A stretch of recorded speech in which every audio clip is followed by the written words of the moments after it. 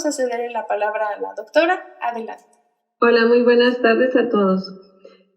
Antes que nada, quiero agradecerle a Edith y a los organizadores por su amable invitación a compartir un poquito de la ciencia que hacemos aquí en la Facultad de Ciencias Químicas de la Universidad Autónoma de Chihuahua. Tenemos varios años ya trabajando en colaboración con el Centro de Investigación en Materiales Avanzados y este es uno de los trabajos que el que hoy les voy a platicar, es de los que hemos obtenido últimamente. Bueno, como su nombre lo dice, este trabajo tiene mucho que ver con un parásito que es un parásito protozoorio que es Entamoeba histolítica. Entamoeba histolítica es el causante de la amibiasis, que en nuestro país es una enfermedad que constantemente está presente en nuestra población. Se estima que hay de 40 a 50 millones de casos de amibiasis cada año y también puede llegar a ser mortal si los pacientes pues no reciben el cuidado adecuado. Es una infección de distribución mundial, se puede encontrar en casi en todos los continentes y en diferentes países, y se le ha relacionado con una infección relacionada a la pobreza y a las bajas condiciones higiénicas. Sin embargo, no es exclusiva esas características. Tiene una alta prevalencia en nuestro país y se considera que dentro de las causas de muerte por infecciones, la amibiasis ocupa aproximadamente el 6º lugar. Existen varios tratamientos, ¿no?, para lo que es la amibiasis, tanto la amibiasis intestinal como la amibiasis hepática. Sin embargo, debido a que es una infección que constantemente se está presentando en los individuos y que puede incapacitar por algún tiempo a las personas, sobre todo a las que son económicamente activas, bueno, pues se han hecho varios esfuerzos para tratar de lograr una vacuna que tenga efectos pues duraderos y con muy buena respuesta. Petri y colaboradores en 1987 utilizaron un antígeno que es la lectina de unión a galactosa y desarrollaron una vacuna. Sin embargo, esta no tuvo una muy buena respuesta, ¿verdad? Todas ellas han tenido menos del 80% de actividad.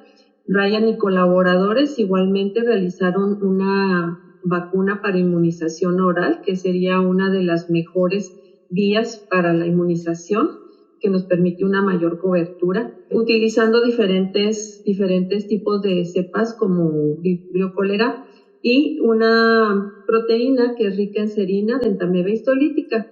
Sin embargo, también, aunque logró inducir una respuesta sistémica y en el nivel de las mucosas, bueno, no ha sido una vacuna muy efectiva.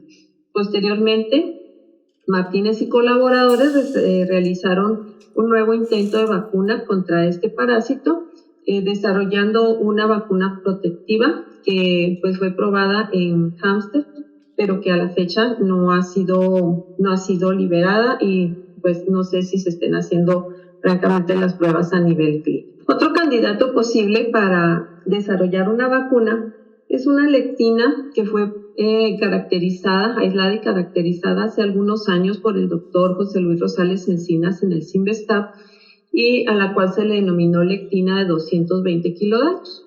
Es una proteína de membrana que participa en la adhesión a la célula blanco y que es altamente inmunogénica.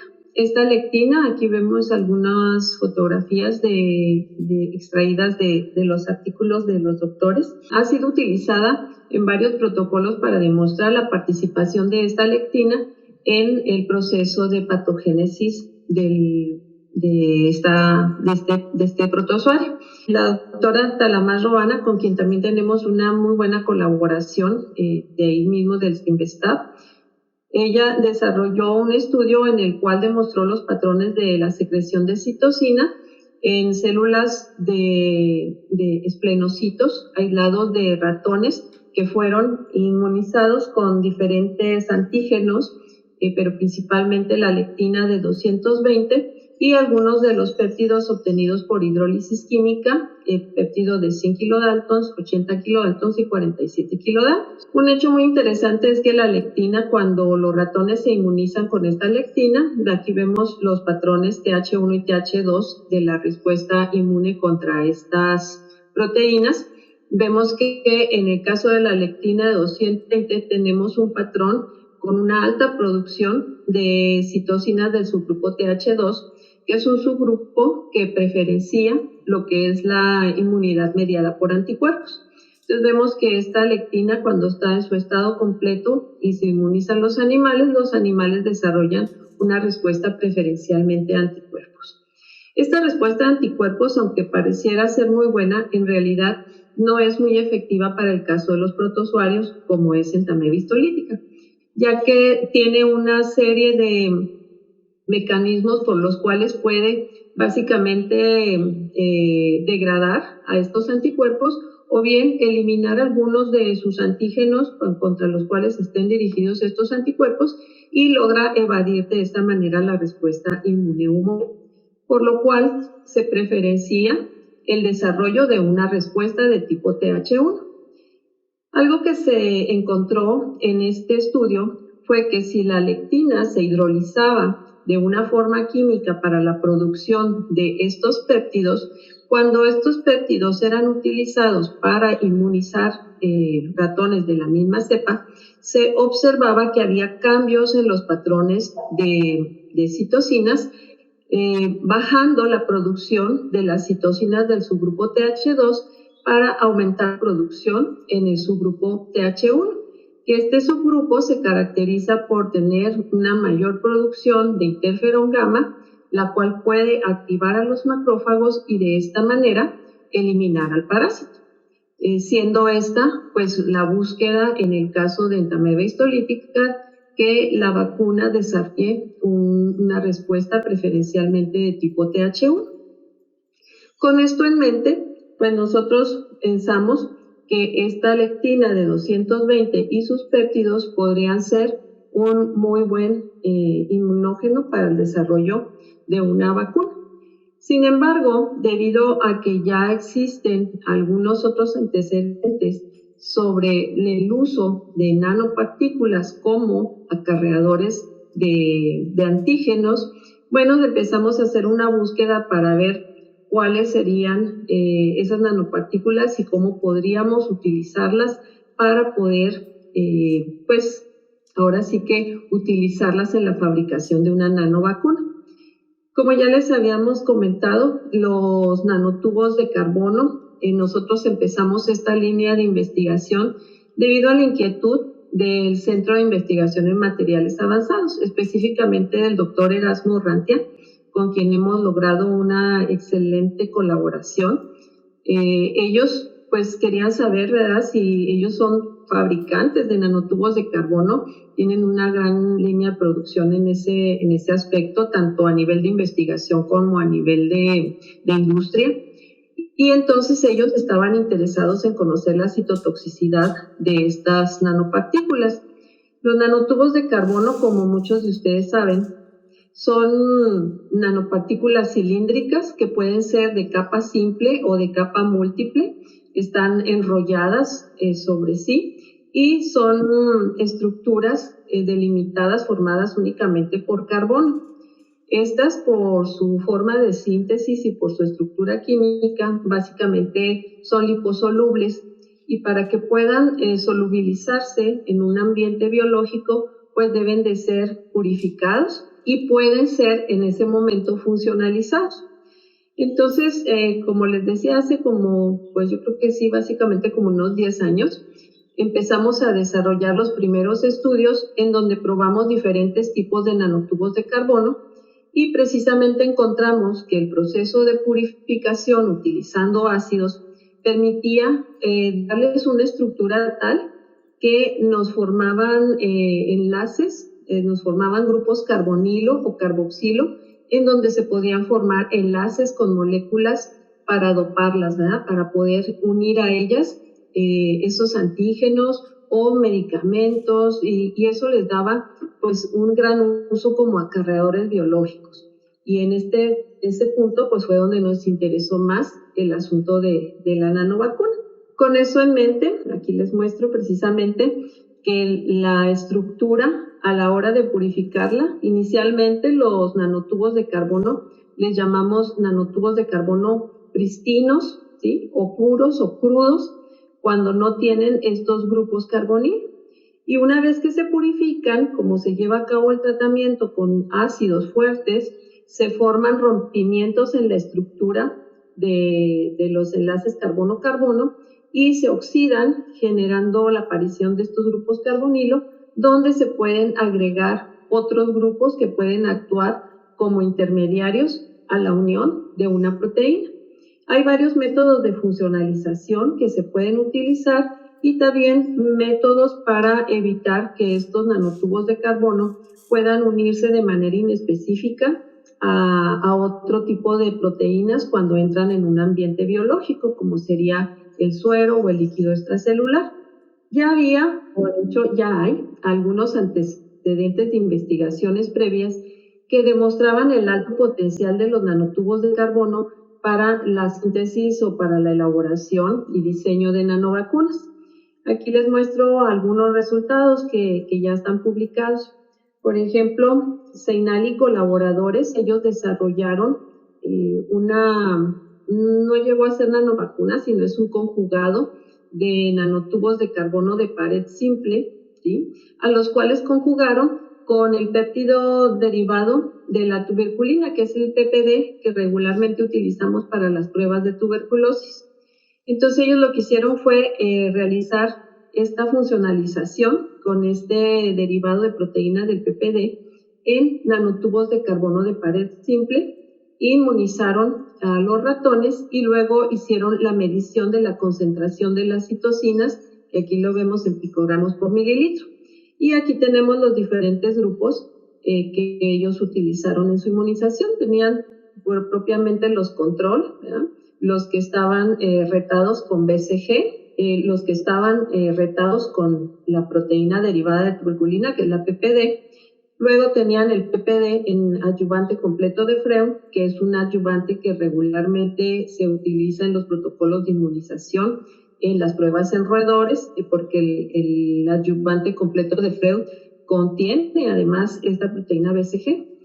Y luego el inmunógeno con los nanotubos de carbono y funcionalizados con el PPD. Y aquí, lógicamente, lo que más nos interesa es la producción del interferón gamma, que como decíamos es la citocina que va a activar a los macrófagos y que también en el caso de la tuberculosis es una citocina sumamente importante para establecer una buena respuesta inmune.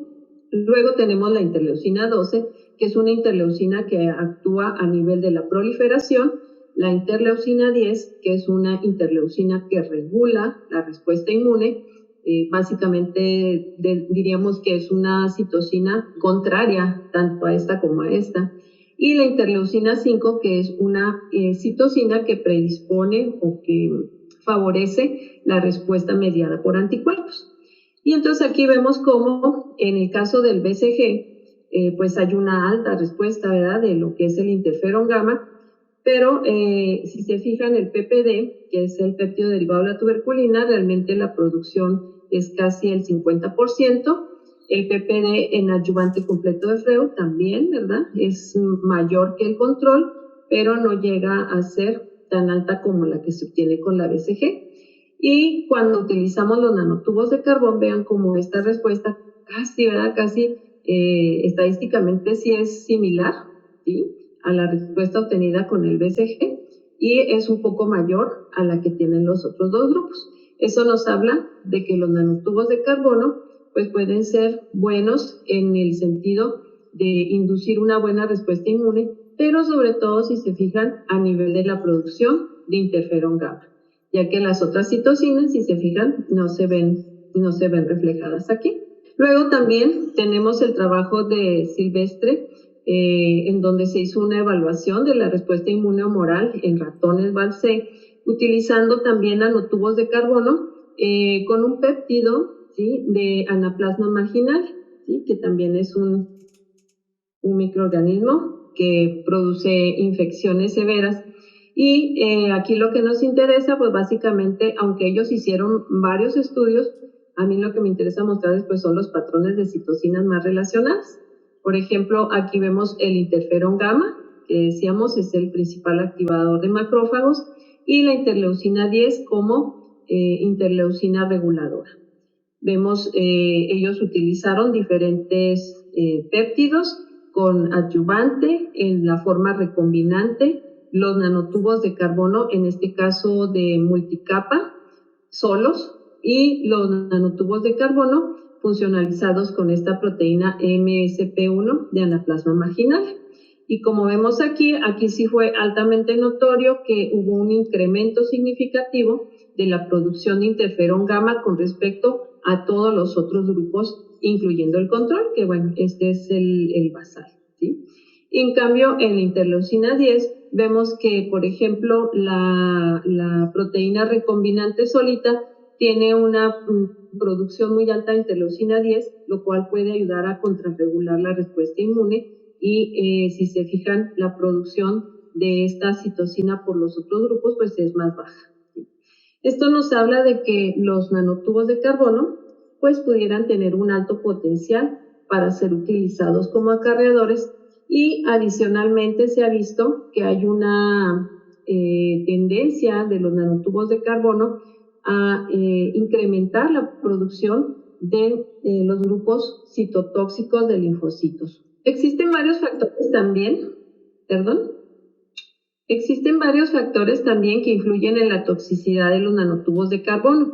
Por eso siempre que se preparan algún tipo de estudio para utilizar los nanotubos de carbono, nosotros siempre realizamos pues precisamente esos estudios de toxicidad para demostrar, ¿verdad?, que los nanomateriales que se producen son efectivos y cumplen la función para la cual se diseñaron, pero que también carecen de toxicidad para las células y en particular para el pulmón. Estos nanotubos de carbono, aquí vemos una microfotografía electrónica, presentan unas características muy particulares de su carga superficial, ya que cuando están en forma cruda o pristina, pues carecen de carga. Sin embargo, al ser purificados, van a adquirir una carga negativa y posteriormente, al ser funcionalizados, pueden adquirir las características de las proteínas que nosotros agregamos o las que nosotros dopamos a la superficie de estos nanotubos de carbono. Por su estructura, si son de pared simple o si son de pared múltiple, también pueden tener diferentes características de carga que les permitan interaccionar de manera, diríamos, negativa con las células y generar procesos de muerte celular. El tamaño, aquí sí, como mencionaba por ahí algún investigador, el tamaño aquí sí importa. Los nanotubos de carbono, precisamente, entre más pequeños son menos tóxicos, ya que cuando alcanzan tamaño de micra de longitud, pueden convertirse en nanopartículas tóxicas. Y la funcionalización superficial también es importante, porque nosotros hemos desarrollado diferentes tipos de purificación y hemos visto que el ácido con el cual se utilice para la purificación, los componentes que se utilicen para el dopaje, también pueden influir en la citotoxicidad de estas nanopartículas. Como antecedentes particulares, nosotros tenemos varios trabajos. Los dos de ellos son de Montes Fonseca. Lorena, que actualmente es investigadora del Instituto Tecnológico de Estudios Superiores de Monterrey, ahí en la ciudad de Chihuahua.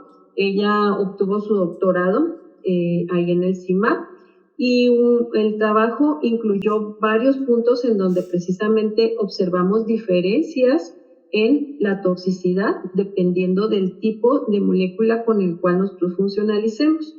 Aquí les muestro algunos de los resultados que ella obtuvo.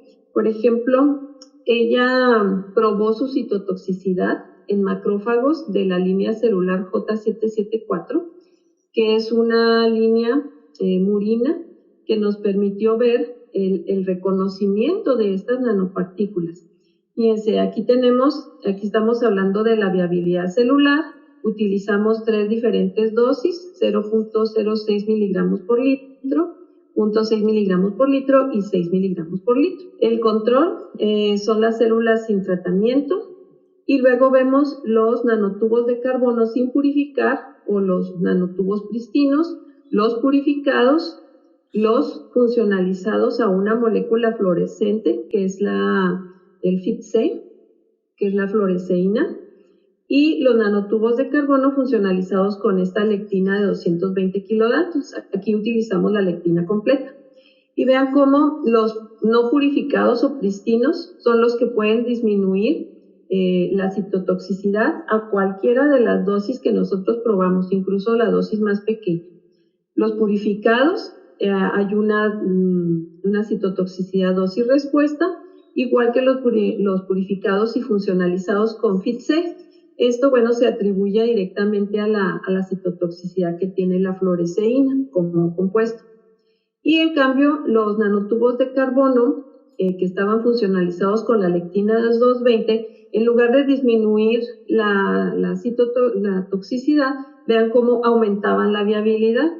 Esto nos hablaba de que probablemente los macrófagos estuvieran reconociendo a la lectina, y ese fue el primer trabajo en el que nos dimos cuenta que esto podía ser utilizado con fines de nanomedicina. Posteriormente ya realizó otros estudios en los cuales también utilizó nanotubos de carbón pristinos o no purificados, purificados y con diferente grado de funcionalización. Estos estaban menos funcionalizados y estos tenían un mayor porcentaje de funcionalización. Y como pueden ver aquí, disminuyeron la cantidad de células viables, ¿sí? Entonces eso nos hablaba de que la cantidad o la eficiencia de funcionalización también era importante para la citotoxicidad. En estos primeros ensayos, ustedes, como les decía ahorita, hay diferentes métodos de funcionalización. En este caso nosotros utilizábamos una funcionalización con un intermediario que se llama NBOC. Y ahí la funcionalización lográbamos un 5.28%. Bueno, también nos decidimos a tratar de ver cómo aumentar este grado de funcionalización.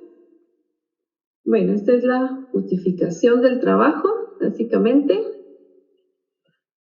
Y el objetivo general, pues, fue evaluar la citotoxicidad de los nanotubos de carbono funcionalizados con péptidos derivados de la lectina sobre esta misma línea celular. También ensayamos, como les voy a mostrar aquí, implementamos un método enzimático para incrementar la eficiencia de la funcionalización, que es algo muy importante para lograr pues una mejor respuesta en el caso de una nanovacuna.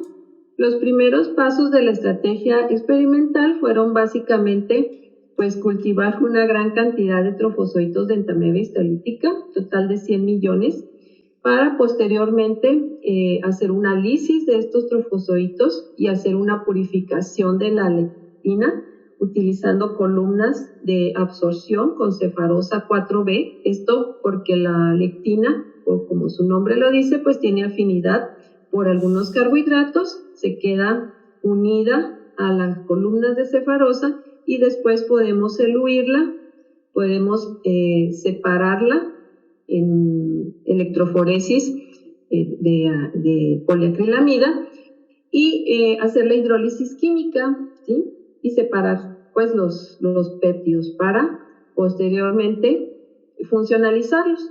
La síntesis de los nanotubos de carbono se lleva a cabo en el CIMAP por el método de spray pirólisis, que ya es un método que ellos tienen completamente estandarizados. Se purifica, se hace el tratamiento de purificación y en esa purificación se obtienen precisamente los grupos carboxilo y carbonilo para después hacer una funcionalización enzimática. En este caso utilizamos una enzima que les voy a mostrar más adelante. Y el porcentaje de eficiencia de la funcionalización se utiliza calculando la cantidad de proteína que nos queda unida a los nanotubos de carbono funcionalizados. Se hace la caracterización de los nanotubos de carbono, que seguramente ustedes ya están hasta más de más conocimiento que yo, por microscopía electrónica de barrido, de transmisión. Se hace la microscopía Raman el espectro infrarrojo y se hace electroforesis en geles de proleclenidad para ver las proteínas que quedaron adheridas a los nanotubos de carbono. En los ensayos de citotoxicidad, en este trabajo que les voy a mostrar, se hizo MTT, que es el uso de esta sal de formazán que se agrega a las células cuando están en cultivo, y las células modifican estas sales para producir el formazán gracias a la presencia de esta enzima, la succinato deshidrogenasa mitocondrial, y se lee la viabilidad a 590 nanómetros. Es un método bastante sensible y bastante confiable. Y se hace el análisis morfológico mediante tinción usando una tinción de hemostat. Aquí les muestro los resultados de purificación. Tenemos en cada una de las bandas, los marcadores de peso molecular y la extracción de los diferentes segmentos de la proteína. Tenemos el extracto completo, ¿sí?, donde se puede ver la presencia de la bandita de 220 kilodaltons. Luego tenemos los primeros lavados de la columna, y en este carril tenemos proteínas de membrana. Aquí tenemos la elusión de las proteínas de la columna y vemos cómo en la parte superior, en estas últimas fracciones, ya se ve exclusivamente la proteína de 220 kilodaltons, y la presencia se comprobó utilizando un anticuerpo que amablemente nos donó la doctora Patricia Talamás de ahí del CIMBESTAR. Esas banditas se recortan, se electroeluyen, se cuantifica la proteína y se calcula el porcentaje de rendimiento. Del eluido con urea se tuvo un rendimiento de 1.8%, pero ya de la fracción 22, por ejemplo, de la membrana, se tuvo un rendimiento de casi el 8%. Esto comparado, por ejemplo, con la recuperación inicial que se tuvo en el 87 de esta lectina, pues vemos que es una purificación bastante alta la que nosotros logramos. Aquí se hizo la hidrólisis con N-succinimil, ¿sí?, imina, y aquí vemos, por ejemplo, que disminuye la cantidad de la lectina 220 y se generan una gran cantidad de fragmentos. Los que más nos interesan, son estos dos que están aquí. Aquí se ve otra inmunodetección de la lectina con la lectina completa, y luego la hidrólisis química que se hizo, y vean una gran cantidad de péptidos que también son reconocidos por el anticuerpo antilectina 220. Una vez que ya se tenían estos péptidos, se hizo la funcionalización, y como les decía, esta funcionalización se hizo una implementación utilizando una enzima lipasa de Candia antártica. Esta lipasa está contenida en este producto que se llama Novosim 435. Las lipasas tienen la función también de ser esterasas.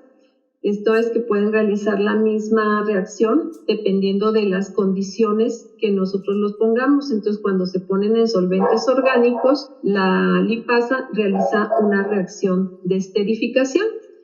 Entonces, en los péptidos, pues siempre vamos a tener, cuando menos, un extremo carboxilo, y este extremo carboxilo y su extremo amino pueden ser utilizados para funcionalizarlo a los extremos carbonilo carboxilo que nos queden en las paredes de nuestros nanotubos de carbono, de tal manera que se realiza esta reacción, ¿sí?, y nos permite la unión directa de los aminoácidos o los péptidos al nanotubo de carbono, a la superficie. Se realizó esta reacción. Aquí les muestro las microfotografías electrónicas. En la figura A tenemos los nanotubos de carbono, que son los pristinos, que son los crudos, diríamos.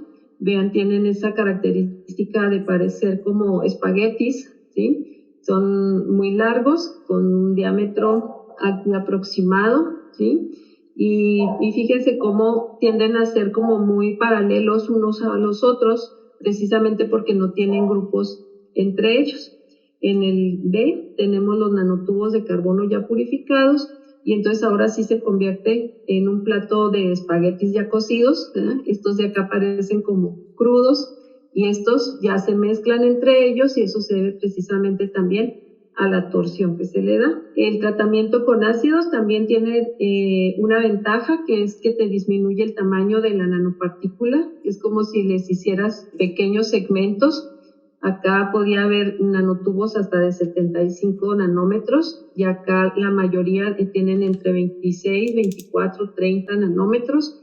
Entonces eso también te ayuda a disminuir la toxicidad. En el caso de la fotografía C, vemos que tenemos los nanotubos de carbono funcionalizados y hay unos puntos, por ejemplo, ahí donde se ve el cursor, que se ven un poco más gruesos, y si los vemos aquí en esta microfotografía, vemos algunas estructuras globulares que si las aumentamos un poco más, vean cómo se ven. Esas probablemente sean las estructuras de los residuos de las proteínas que quedaron unidas en ciertos puntos del nanotubo de carbono. Posteriormente se caracterizaron, se hizo el análisis elemental por EDS de cada uno de los nanotubos y se advirtió, sobre todo nos interesaba el oxígeno, porque si se fijan en los nanotubos de carbono pristinos o crudos, bueno, no tenemos oxígeno, ¿sí? Básicamente tenemos fierro, que es un residuo del catalizante,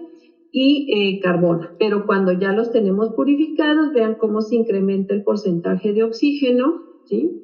Y cuando ya los funcionalizamos, bueno, pues también tenemos una disminución que probablemente se deba a la disminución de esos grupos carbonilo, ¿verdad? Y la eficiencia de funcionalización por este método fue del 42%, lo cual fue, pues, para nosotros muy bueno. También en este punto, ahorita estamos, pues, esperando que se abra un poquito la de la pandemia, ¿verdad? Para volver a trabajar un poquito en la parte de funcionalización y ver si todavía, como se trata de una enzima, ver si todavía podemos mejorar más esta funcionalización. Luego se hizo la caracterización con microscopía Raman.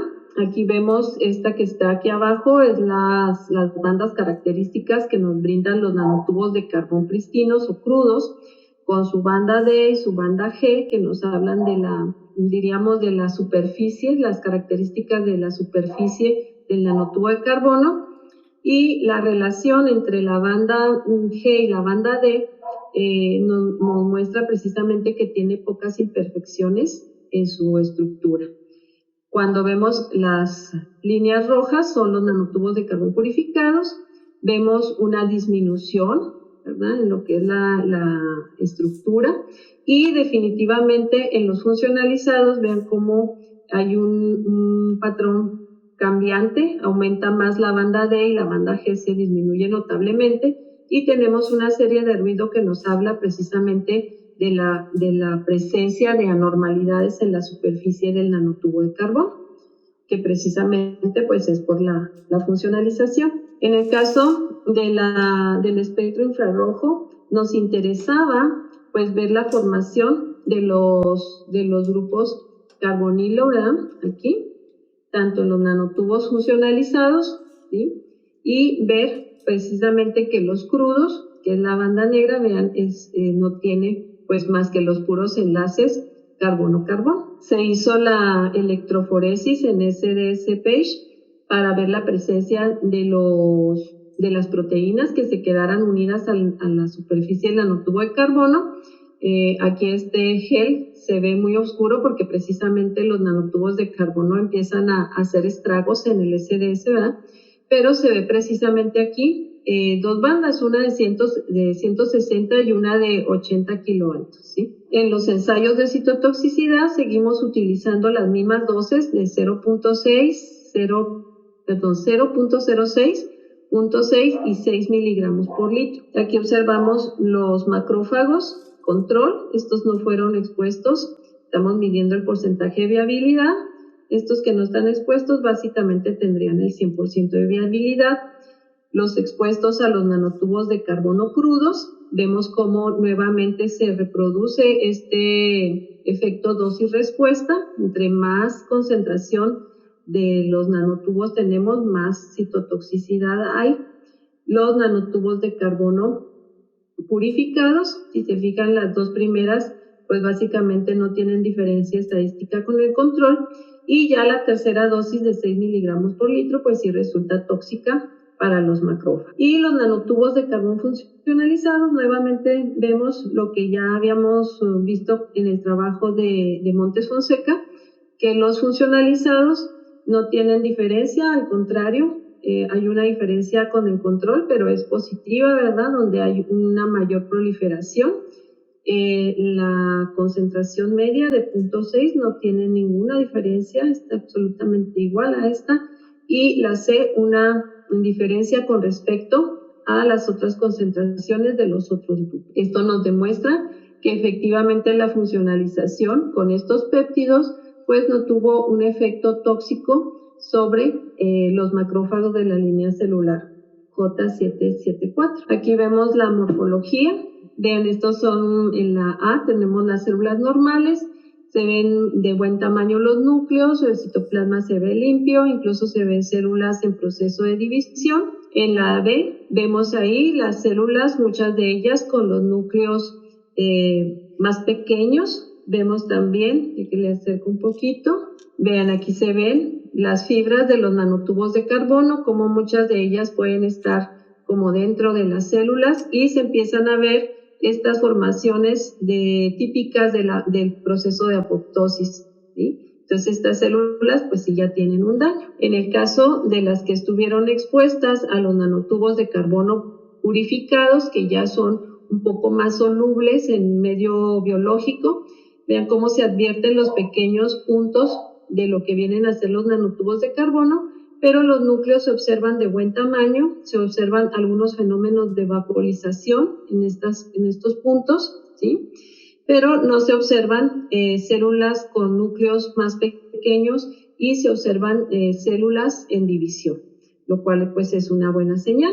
Y en los nanotubos, los macrófagos que fueron expuestos a nanotubos funcionalizados, vean como también se ven algunos puntitos negros que son el material de carbono.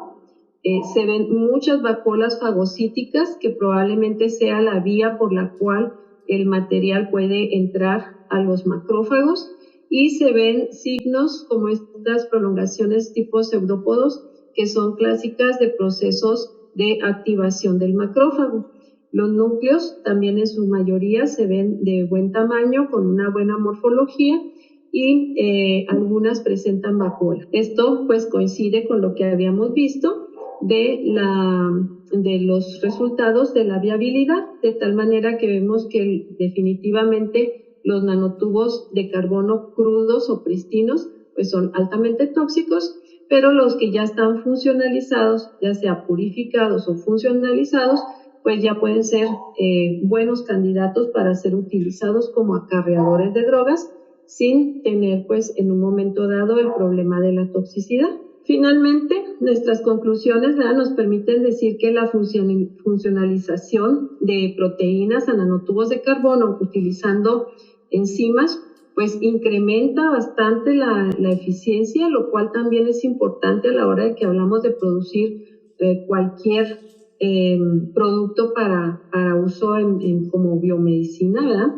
Es muy, muy importante que la funcionalización con los péptidos de la lectina 220 disminuye la toxicidad de los nanotubos de carbono, incluso a las dosis más altas, como ya vimos, y que la exposición de los macrófagos a los nanotubos de carbono funcionalizados, pues es capaz de llevar a cabo procesos de activación celular, como es el caso de que vimos de fagocitosis, así como en un momento dado, pues podría ser la producción de citocinas. Actualmente hemos continuado este trabajo, estamos un poquito detenidos, ¿verdad?, por las cuestiones de la pandemia, pero tenemos ya algunos experimentos con inmunización en grupos de ratones y estamos viendo la producción de citocinas mediante citometría de flujo, trabajo que también estamos realizando en colaboración con el Laboratorio Nacional de Citometría de Flujo, que tiene una unidad allí en la Universidad Autónoma de Chihuahua, y estamos ahí realizando ese proceso. También ya tenemos listos los animalitos para hacer todo lo que es el proceso